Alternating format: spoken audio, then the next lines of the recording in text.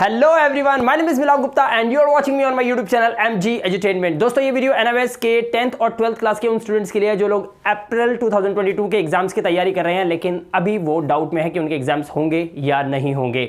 तो दोस्तों, इस वीडियो को शुरू करते हैं। मैं आपको बताता हूं वीडियो में एक लेटेस्ट अपडेट, बहुत बारीकी वाला पॉइंट है, लेकिन आपको इसे समझना है बड़े ध्यान से। दोस्तों, हम सब लोगों को अब डिजिटल प्लेटफॉर्म पे आने की बहुत ज्यादा जरूरत है। मैं आपको इस वीडियो में कुछ बताने वाला हूं, उसके बाद इस वीडियो को पूरा देख लेना और उसके बाद मैं आपको बताऊंगा वीडियो के लास्ट में एक बहुत अहम पॉइंट, और उस पॉइंट को आपको प्लीज नोट डाउन करना है। कहां पर? अपने माइंड के अंदर। ध्यान से देखिएगा। एनएमएस अप्रैल 2022 एग्जाम्स कैंसिलेशन को लेकर बहुत सारे बच्चे चाहते हैं कि एग्जाम्स इस बार उनके ना हो, एग्जाम्स कैंसिल कर दिए जाएं और बच्चों को प्रमोट कर दिया जाए। लेकिन दूसरी तरफ जो गवर्नमेंट है वो ये कह रही है कि बच्चे पढ़ते नहीं है, बच्चों का सिर्फ एक ही काम है, रोड पे दंगे फसाद करने के लिए रोड पे आ जाते हैं। अब मुझे एक बात बताइए कि जब बच्चों को, कब से बच्चे बोल रहे हैं, पिछले 2 साल, जब से कोविड की सिचुएशन शुरू हुई है, पिछले 2 साल से बच्चे लड़ रहे हैं सरकार से, कह रहे हैं कि हमारी पढ़ाई का कुछ करवाइए, व्यवस्था करवाइए, हमारे एग्जाम्स टाइम से लीजिए, हमारी बुक्स वगैरह टाइम से दीजिए। एनएमएस बोर्ड को पिछले साल भी हमने बोला था कि बच्चों की किताबें टाइम से नहीं पहुंची है। इस बार भी एनएमएस बोर्ड ने कोई सुनवाई नहीं करी। बच्चों की किताबें टाइम पर बच्चों के पास नहीं पहुंची है, क्योंकि एनएमएस बोर्ड सिर्फ अपने आंकड़े दिखाता है कि हमने किताबें सब बच्चों को दे दी हैं। लेकिन सही मायने में देखा जाए तो स्टडी सेंटर्स और बीच में जहां पर भी किताबें स्टडी सेंटर्स तक पहुंचती हैं, जो वे होता है पहुंचने का, उस रास्ते में किताबों को कौन गोल कर जाता है, ये आज तक किसी को ये गुत्थी नहीं सुलझ रही है अभी तक। एनएमएस बोर्ड कहता है हमने सब बच्चों को किताबें दे दी हैं, बच्चे कहते हैं हमारे पास किताब नहीं पहुंची। तो बीच में कौन है? तो क्या इस चीज का सोल्यूशन निकालने के लिए जिम्मेदार कौन होगा? बच्चे। क्या बच्चे देखेंगे कि उनकी किताबें कहां से आ रही हैं और कैसे पहुंच रही हैं, या फिर ये काम है एनएमएस बोर्ड का जो ये पता लगाए कि आखिर किताबें बच्चों के घर तक क्यों नहीं पहुंच पाती? तो दोस्तों, ये एक बहुत बड़ी बात है जो हमने अपने लेटर के अंदर, मैंने आपको बताया था कि हमारा एक रिप्रेजेंटेशन लगने वाला है एनएमएस बोर्ड का। उसका पहला पॉइंट मैं आपको बता रहा हूं, ये है कि एनएमएस बोर्ड की कहीं ना कहीं इसमें ढिलाई है। एनएमएस बोर्ड इसका टेक केयर करेगा, इससे कोई फर्क नहीं पड़ता। एनएमएस बोर्ड है कि हाँ, हमें पता है इस बार बच्चों को किताबें नहीं मिली है। अरे किताबें नहीं मिली बच्चों को तो कोई रियायत तो दी होती है आपने तो सिलेबस भी रिड्यूस नहीं करा है, कुछ भी नहीं करा आपने। तो ये तमाम बातें हमने उस लेटर्स के अंदर लिखी हुई हैं। लेकिन आज मैं जो आपको बताऊंगा वीडियो के लास्ट में, बड़े ध्यान से सुनिएगा। सबसे पहले हम बात करते हैं एनएमएस के स्टूडेंट जो है वो प्रमोशन किस बात पे मांग रहे हैं, किस बिहाफ पे एनएमएस के स्टूडेंट जो है वो प्रमोशन की बात करेंगे। देखिए, मैं आपको बताता हूं यहां पर किताबें टाइम पे ना पहुंचना, बिना किताबों के 3 महीने के अंदर how could any student appear in exam? भैया एग्जाम लेंगे, ऑफलाइन लेंगे, आप आ जाओ, ये हमने डेट शीट पहले ही निकाल दी थी, आप लोगों ने तैयारी क्यों नहीं करी? अरे बच्चे, आप पढ़ेगा क्या? बच्चे को रास्ता ही नहीं पता, जाना कहां पर है, उसका डेस्टिनेशन ही उसको नहीं पता है, तो वो कहां जाए? ये बताइए ना। भटके हुए बच्चे, उनको पता ही नहीं किताब में। आप देखिए, इस बात को समझिए, जो बच्चा 12th क्लास में एडमिशन लेता है एनएमएस बोर्ड के अंदर, उसको 11th क्लास का भी सिलेबस स्टडी करना पड़ता है, और जो बच्चे 10th क्लास में पढ़ते हैं, एडमिशन लेते हैं एनएमएस बोर्ड के अंदर, उनको 9th क्लास का सिलेबस पढ़ना पड़ता है। तो सिलेबस उस हिसाब से देखा जाए तो एनएमएस बोर्ड का बहुत ज्यादा वास्ट हो जाता है। अब ऐसे वास्ट सिलेबस को बच्चा बिना किताबों के किस तरीके से पढ़ेगा और कैसे एग्जाम्स में अपीयर हो जाएगा? और अभी कहा जाता है, अभी थोड़े दिन पहले एनएमएस बोर्ड ने कहा था कि हम देखेंगे किन किन बच्चों के पास किताबें नहीं पहुंची, उनके पास किताबें पहुंचाएंगे। वाओ, वेरी गुड, तालियां बजनी चाहिए बोर्ड के लिए एक बड़ी जबरदस्त, कि अब किताबें पहुंचेंगी बच्चों के पास। फिर बच्चा वो वास्ट सिलेबस को पढ़ेगा और पढ़ने के बाद आप रिजल्ट निकालोगे कि तेरे 3 सब्जेक्ट में एसवाईसी आ गए हैं बेटा, इसकी फिर दोबारा से फीस भर और हम अपने एम्प्लॉयज को 70-70 हजार रुपए सैलरी देंगे। क्या हो रहा है ये? आपको अगर ये वीडियो समझ में आ रहा हो ना, तो वीडियो को लाइक जरूर कर देना, भी वीडियो को 2 मिनट के लिए रोककर। ठीक है, आगे बताता हूं मैं आपको।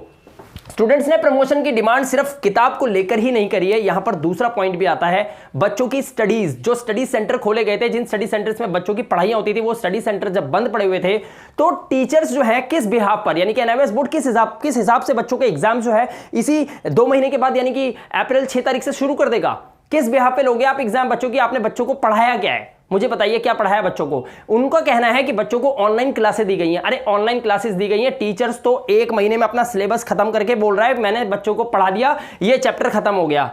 अरे तभी तो ये हम लोग YouTube पे आए हैं बच्चों को हेल्प करने के लिए, उनको ऑनलाइन क्लासेस दे रहे हैं, ये यहाँ पे इंपॉर्टेंट क्वेश्चंस दे रहे हैं, टीएमए और प्रैक्टिकल कैसे बनता है इसका सपोर्ट हम बच्चों को कर रहे हैं। अपनी जिंदगी से हम टाइम निकाल कर एनएमएस बोर्ड को हेल्प कर रहे हैं, एनएमएस बोर्ड के बच्चों को सही राह पे ले जाके उनको बता रहे हैं क्या क्या करो क्या ना करो। ये काम हमारा है, ये काम एनएमएस बोर्ड का है। आप डिसाइड करो। वीडियो को लाइक जरूर करना अगर वीडियो समझ में आ रही हो तो। ये काम एनएमएस बोर्ड का है। लेटर में बात गई है काम आपका है बच्चों को पढ़ाना। ऑनलाइन क्लासेस किस बिहाफ पे आपने ले ली और फटाफट सिलेबस पूरा कैसे हो गया, यही समझ में नहीं आया इतनी जल्दी। अरे हम भी बच्चों को ऑनलाइन पढ़ाते हैं, हमें पता है एक चैप्टर भी एक क्लास के अंदर पूरा नहीं हो पाता 1 घंटे के अंदर, और इतने वास्ट सिलेबस को आप 2 महीने में कंप्लीट करके बच्चों को कह रहे हो एग्जाम लेने आ जाओ, एग्जाम आके दे दो, ये कैसे पॉसिबल हो सकता है। पॉइंट नंबर 2 था, राइट। अब और बताता हूं मैं आपको, देखिए एक मीटिंग जो है वो रिजल्ट के बिहाफ पर, यानी कि मैं आपको बता दूं कि किस तरह से आप लोगों का रिजल्ट निकलेगा, किस तरह से आप लोगों के जो है आपको प्रमोट किया जाए या कैंसिलेशन को लेकर आपके इन बातों पर विचार किया जाए। हमारे जो लेटर वहां पे गए हैं और तमाम स्टेट से भी काफी सारे लेटर्स जो हैं एनआईओएस बोर्ड के पास जा रहे हैं, और अभी तो कोई भी लेटर गया नहीं है। लेटर तो अब आने वाला है बहुत जल्द, मैं आपको बताता हूं, वीडियो के लास्ट में भी बने रहो, बताता हूं कौन सा लेटर जाने वाला है। एनआईओएस बोर्ड पे इतने सारे लेटर्स आ चुके हैं, इतने सारे क्वेश्चंस आ चुके हैं, कोई रिप्लाई नहीं है किसी का भी, किसी के पास भी रिप्लाई एनआईओएस बोर्ड नहीं कर रहा है। और एनआईओएस बोर्ड की बात छोड़ो, जितने अदर बोर्ड्स हैं ना वो भी चुप्पी साध के बैठे हुए हैं, पता नहीं क्या रीजन है, समझ में ही नहीं आ रहा कुछ भी। कोविड के केसेस को कम बता रहे हैं, कोविड के केसेस कम होते जा रहे हैं, बच्चों के ऑफलाइन एग्जाम ले लोगे, सिर्फ कोविड के केसेस की वजह से ही हम एग्जाम को लेकर लड़ाई कर रहे हैं। एनआईओएस बोर्ड को हम कहते हैं किताबें टाइम से आपने नहीं दी है, हम कहते हैं अपने बच्चों को पढ़ाया सही से नहीं है, स्टडी सेंटर्स बंद पड़े हुए थे। बच्चा एग्जाम किस बिहाफ पे देगा, पहले ये बात का जवाब तो दे दो। कोविड तो चलो हटाओ, बढ़ रहा है घट रहा है, उससे कोई फर्क नहीं पड़ता। फरवरी मार्च में फिर दोबारा केसेस बढ़ जाएंगे, इतने सारे पॉलिटिशियंस जो अभी रैलिया वैरिया निकालेंगे ना वो अपने आप बढ़ जाएंगे, तो अब आपको अपने आप ही बात माननी पड़ेगी। लेकिन फिलहाल मैं यहां पर सिर्फ ये कहना चाहता हूं कि किस बिहाफ पे आप एग्जाम ले रहे हो। तो हमने ये सारी बातें जो है अपने लेटर में रखकर एनआईओएस बोर्ड के पास फाइनली पहुंचाने का पूरा प्लान कर दिया है। और इस बार हमारे साथ कौन है मैं आपको बताता हूं। जो मीटिंग एनआईओएस बोर्ड के अंदर होगी 10 फरवरी को होगी, और उसका रिजल्ट भी आ जाएगा 10 फरवरी को, कि बच्चों का रिजल्ट किस बिहाफ पे निकाला जाए, बच्चों को किस तरीके से प्रमोट किया जाए अगर करना है तो, या फिर बच्चों के एग्जाम्स ऑफलाइन लिए जाएंगे। इसको लेकर एक बहुत बड़ा क्वेश्चन मार्क है और ये बहुत जल्द मैं अपनी वीडियोस में कवर अप करने वाला हूं, don't worry about that, right. अब देखिए थर्ड पॉइंट देखिए, advocate Anubha ma'am fired up. आपको पता है एडवोकेट अनुभा मैम जो अभी हाल ही में ट्विटर पे लाइव आई थी, मैं वीडियो के डिस्क्रिप्शन में वो लिंक दे रहा हूं। मैंने आपको कहा था ना कि वीडियो के अंदर एक पॉइंट बताऊंगा मैं आपको, मैं वीडियो के डिस्क्रिप्शन में इस वीडियो के डिस्क्रिप्शन में मैं एक लिंक दूंगा, उस लिंक पे क्लिक करके आप सुन लेना, अपनी लाइव सुनना अनुभा मैम ने आखिर क्या बोला है इन सभी बोर्ड्स के बारे में। उन्होंने एक बहुत बड़ी अपील की है, उन्होंने ये बोला है कि बच्चे जो हैं वो रोड पे क्यों आ रहे हैं, बच्चों ने ये दंगा फसाद मुंबई में क्यों करा है, ये जानो ना क्यों करा है। एक सही डॉक्टर वो होता है जो इलाज की दवाई, यानी कि जो बीमारी है उसकी दवाई इलाज उसका बाद में करता है, पहले यह पता करता है कि यह हुई क्यों, पहले किस वजह से हुई, उस बात को हटाओ, उसके बाद उसका इलाज करो। क्योंकि अगर इलाज कर दिया बिना जाने की हुई कैसे, तो वो फिर हो जाएगी और वो फिर प्रॉब्लम हो जाएगी। तो वो ये जो लोग दंगा करने के लिए बच्चे जो मुंबई में आए थे, महाराष्ट्र के अंदर इतना बड़ा बवाल हुआ था, ये बच्चे जो आए थे ये क्यों आए हैं, ये इसलिए आए हैं, ये कब से चीख रहे हैं हमारी मांगों को पूरा करो। कोई सुनवाई थी, और जब कोई सुनवाई नहीं थी तो उनको आना पड़ा, और ये चीजें होती रहेंगी। और ये प्रोटेस्ट और ये आंदोलन वगैरह जो चल रहे हैं, ये कोई आज से नहीं चल रहे हैं, ये सदियों से चलते आ रहे हैं। आप इतिहास पढ़ें, उसमें देखें कब से चलता आ रहा है ये। तो ये कोई नई चीज नहीं है, आंदोलन होगा, बच्चे आएंगे, बिल्कुल आएंगे। अगर उनकी सुनवाई नहीं होगी तो वो फेस टू फेस आएंगे, एनआईओएस बोर्ड के गेट के सामने खड़े होंगे, किससे पूछेंगे फीस कहां जमा करिए, चलो सारी बातें छोड़ो, ये बता दो फीस कहां जमा करिए, मेरे पास जमा करी हुई है फीस, तो ठीक है मेरे घर पे आ जाओ, और अगर वहां जमा करिए तो चलो वहां पर फिर चलते हैं, बात करते हैं वहां पर चल के। बस सीधी सी बात है, हमारी बातें जो हैं उसके जवाब हमें दीजिए, नहीं देंगे तो फिर आमने सामने आ जाएंगे भाई। जब तुम छुपे छुपे फिर रहे हो तो आना पड़ेगा सामने, सीधी सी बात है। अनुभा मैम ने क्लियर बोला है, वो फायर्ड अप थी बहुत ज्यादा। मैंने उनका वीडियो देखा, इट वॉज सो, अब मैं नाइस नहीं बोलना चाहता वीडियो को, भाई ये बोलना चाहता हूं कि इंटेलिजेंसी के साथ जवाब हो रहे थे। मैं आपको सच बता रहा हूं, ऐसे ऐसे क्वेश्चंस उन्होंने पुट करे हैं ना। पता है गवर्नमेंट कहती है बच्चों को कि इन बच्चों का कोई काम नहीं है, पढ़ते पढ़ते कहीं नहीं है, ये सीधा रोड पे आ जाते हैं और बस दंगा फसाद करना इनका काम है, ये शोर मचाने के लिए बस है कि हमें प्रमोट कर दो। आपने पढ़ाया? गवर्नमेंट पे सवाल हो गया ये कि आपने पढ़ाया, आपने कितना पढ़ाया बच्चों को, चलो ये बताइए, इसका डेटा निकाल के दे दो, कितने बच्चों को पढ़ाया आपने। किसी बच्चे का रिजल्ट टाइम पे नहीं आ रहा है, 2-2 साल हो गए। इग्नू का केस भी ऐसा ही है, अब हम उनके बारे में बात करेंगे बाद में कभी किसी वीडियो में, लेकिन यहां पर मैं आपको बताना चाहता हूं एनआईओएस बोर्ड के बारे में कि डिले। अब पिछले साल भी तो ऐसा ही हुआ था कि सुप्रीम कोर्ट ने बोल दिया था कि भाई 31 तारीख से पहले अपना रिजल्ट निकाल दे, हर बोर्ड अपना रिजल्ट निकालेगा बच्चों का। रिजल्ट मजबूरी में इन्होंने फटाफट निकाला। अब वही काम ये इस बार भी करने वाले हैं। बच्चे एग्जाम्स देने के मूड में नहीं है, मैं आपको बता दूं, पूरा हिंदुस्तान में कोई भी स्टूडेंट इस वक्त पेपर देने के मूड में नहीं है। और उसके कारण सिर्फ कोविड ही नहीं है, उसके कारण और भी हैं। किताबें नहीं पहुंची, स्टडी सेंटर्स बंद पड़े थे, पढ़ाई नहीं हो पाई। किस बिहाफ पे आप एग्जाम ले रहे हो भाई। और एक बात और बताता हूं मैं आपको, one exam can not decide your future. अगर बात समझ में आ गई हो ना, वीडियो रोक के लाइक जरूर करना और वीडियो को शेयर जरूर कर अपने दोस्तों के साथ। ये वीडियो समझ आनी चाहिए आपको। कोई एक एग्जाम डिसाइड कर लेगा कि तेरा फ्यूचर क्या है, तो क्या बन जाएगा? कोई मेरी एक वीडियो देख के आइडिया लगा लोगे कि मैं कितना अच्छा यूट्यूबर हूं, या मेरे को कंसेक्यूटिवली आप फॉलो करोगे और उसके बाद आपको पता चलेगा हाँ ये लोग सही वीडियो बनाते हैं। तो किसी एक एग्जाम से कैसे आप डिसाइड कर सकते हो कि ये बच्चा कितना ज्यादा होशियार है या इसका फ्यूचर क्या होने वाला है? तो भाई प्रमोट क्यों नहीं कर देते बच्चों को? इतना क्यों लटका के रखा हुआ है कि हम ऑफलाइन एग्जाम लेंगे? क्या ऑफलाइन एग्जाम में भी कुछ कमाई होती है क्या आप लोगों की? ये सवाल है। बिल्कुल हर चीज में कमाई है। एडमिशन लो तो कमाई, स्टडी सेंटर में जाओ तो टीएमए जमा करवाओ तो कमाई, और अगर प्रैक्टिकल जमा करवाने जाओ तो देखना जाओगे जमा करवाने तो वहां भी ये लफड़ा होगा, पैसों का लेना देना। और एग्जाम सेंटर्स में तो होता ही है कि हाँ भाई पास होना है तो फिर ये दो वो दो। तो ये सब कमाई हो रही है। मतलब क्या, कहां से ला रहा है बच्चा पैसा? कहां से ला रहा है? बच्चों के पास किताबें नहीं है, और जो रूरल एरियाज में स्टूडेंट्स रहते हैं they can not afford that much of money to buy laptop and heavy mobile phone. How could it be possible? नहीं खरीद सकते सब भाई। तो जब पढ़ाई हुई नहीं और वो बच्चे ये सब चीजें अफोर्ड नहीं कर सकते तो किस तरीके से, किस बिहाफ पे बच्चा एग्जाम्स देगा? ये चीजें समझ से बाहर हैं। आप इस वीडियो को जरूर देखना। मैंने इसका लिंक जो है वो डिस्क्रिप्शन में दे रखा है इस वीडियो के, आप उसको देखना। मैम ने जो बातें बोली हैं वो बातें आपको बिल्कुल समझनी होंगी, बहुत ज्यादा अंडरस्टैंडेबल हैं। और क्या क्या क्वेश्चंस पुट किए जाने वाले हैं एनआईओएस बोर्ड से, हमारे लेटर के अंदर कुछ और क्वेश्चंस भी निकल कर आए हैं जिन्हें हम एडअप करेंगे। और एडअप करने के बाद फाइनली मैंने आपको बताया था कि हमारा जो रिप्रेजेंटेशन जो हमारा लगने वाला है एनआईओएस बोर्ड के अंदर वो बहुत जल्द लगने वाला है। और अभी हम उसको लेकर कुछ क्वेश्चंस रेज अप कर रहे हैं ताकि उन क्वेश्चंस के हमें जवाब मिलने चाहिए। और कई सारे ऐसे क्वेश्चंस हैं जो अभी और निकल के बाहर आने वाले 2-3 दिनों के अंदर। इसीलिए मैं आपको कह रहा हूं कि 6 से 7 फरवरी तक थोड़ा सा वेट करना पड़ेगा। उसके बाद मैं आपको ट्विटर लिंक शेयर करूंगा। उस ट्विटर पे जो भी हैशटैग यूज किया जाएगा उस हैशटैग को हम लोगों को मिलकर वायरल करना है। बस ये बात ध्यान रखना। 2-3 स्टूडेंट्स ने मुझे अभी पिछली वीडियो के अंदर मेरे को कमेंट किया था कि सर आप लिंक क्यों नहीं शेयर कर रहे हैं? भाई लिंक शेयर करने का भी टाइम नहीं है। जैसे ही टाइम आएगा सबसे पहले मैं लिंक शेयर करूंगा अपनी वीडियो में आप लोगों को, और फिर मैं तो ये देखूंगा कि आप लोग क्या करते हैं, क्योंकि अब बारी आने वाली है आप लोगों की। क्योंकि अभी आपको पता है कोविड के केसेस जो है धीरे धीरे कई राज्यों में कम हो रहे हैं और ये स्कूल्स खोलने की बातें की जा रही हैं। आप लोगों को पता होगा इस बारे में। और इसका नेताओं से क्या संबंध है क्या नहीं, मैं इस बारे में इस वीडियो में कुछ नहीं बोलना चाहता। बस इतना बताना चाहता हूं कि कई राज्यों से खबर आ रही है कि उनके जो वहां की सरकार है वो स्कूल खोलने के बारे में बात कर रही है। इवन कि दिल्ली के जो शिक्षा मंत्री है उन्होंने भी बोला है कि जो ऑनलाइन एग्जाम्स या ऑनलाइन जो स्टडीज होती हैं वो कभी भी ऑफलाइन का मुकाबला नहीं कर सकती। बात बिल्कुल ठीक है, लेकिन पढ़ाओ भी तो सही भाई। एग्जाम कैसे लोगे? परीक्षा तो तब होती है ना जब आप उसको पढ़ाओगे, उसको नॉलेज दोगे, तब उसका एग्जाम लोगे ना, या ऐसे एग्जाम ले लोगे। तो यहां पर तो क्वेश्चन खड़ा हो गया, सीधी सी बात है। तो आप देखना जरूर इस वीडियो को। मैं आप लोगों से रिक्वेस्ट करना चाहूंगा, यहां पर 2 पॉइंट की बात और बताना चाहूंगा।